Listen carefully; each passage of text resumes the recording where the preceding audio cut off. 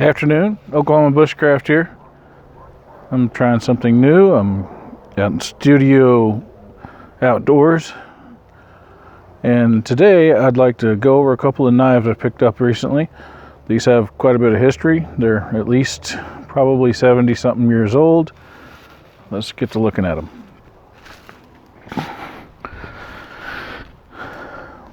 The first one here is a RH PAL number 36.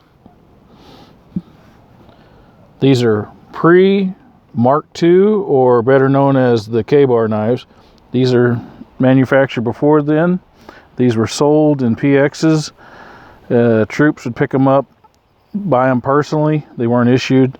They'd buy them and take them off to war with them. These are in fairly decent shape, being that they're as old as they are. But once I was able to get the grunge off the blade, I could see that somebody had taken a grinder to it at some point in its life. It still keeps a really good edge. My finger can attest to that.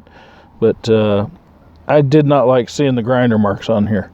But is it a user knife? Absolutely. This knife, it is very sharp. It'll keep a good edge.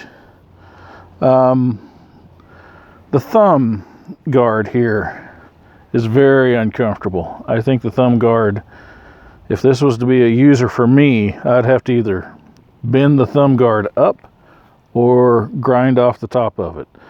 And being that this is a piece of history that it is, I'm not sure I'm willing to do that. But the RH stands for Remington. They started making these knives in, I think, 1940. The model number is 36. PAL ended up buying the rights to make these from Remington, if I've read everything correctly.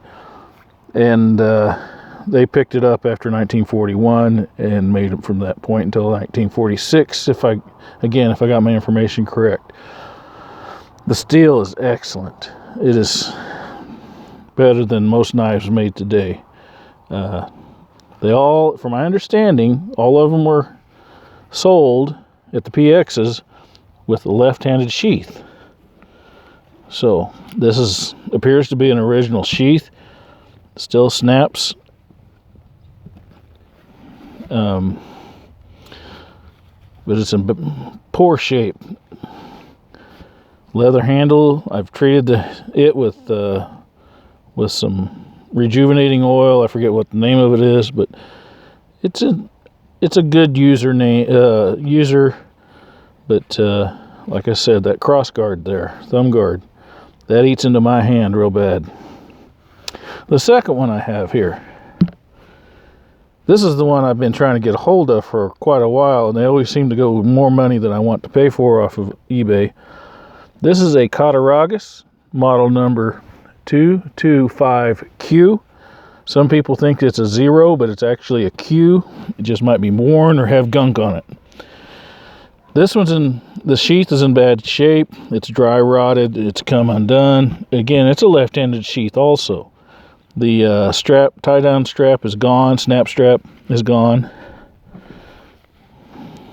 But anyway, this one I knew was in poor shape whenever I bid on it. And it didn't get too high, or I would not have bought it. The blade is missing about, I'd say, almost 1/4 of an inch of blade been sharpened off of this through the years. It has ping marks in there like a screwdriver blade, standard edge screwdriver. Looks like they may have been hammering on stuff also on the back of the spine. There's dings and chips out of it. But this is a massive blade. It's strong. It kind of feels good in my hand. I really cut myself bad on this blade here when I was sharpening it up. And it will take an edge. This handle is in pretty good shape. The history of this It's called a Quartermasters knife, the 225Q. From what I understand, stands for Quartermasters. It's thick. They'd use it as a pry bar to open up wooden crates with. But it was also sold and given to troops who were going out in the field, going out into the war. They've been the Western Theater and the Pacific Theater both saw these knives in the hands of our soldiers and Marines and sailors. This knife here, the handle is just, I don't have a huge hand. I wear a large to extra large glove, but that handle is almost too small for me to operate functionally. But man, that is a wonderful blade. You can just feel that it will do the job. Anyway, I don't believe that these were made past the war. Recently, somebody's picked up the baton and started making a replica. One of the things that's different on that replica is that it's got more of a clip on here that would be more similar to the K-bar or the Mark II blade. But I don't have one of the Mark II or K-bar style knives yet, but it's going to be probably next on my collection.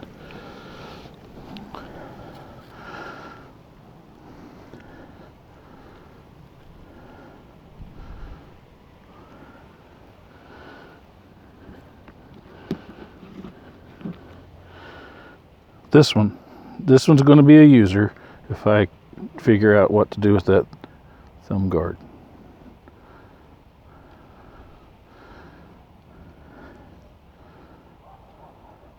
Thank you for your time.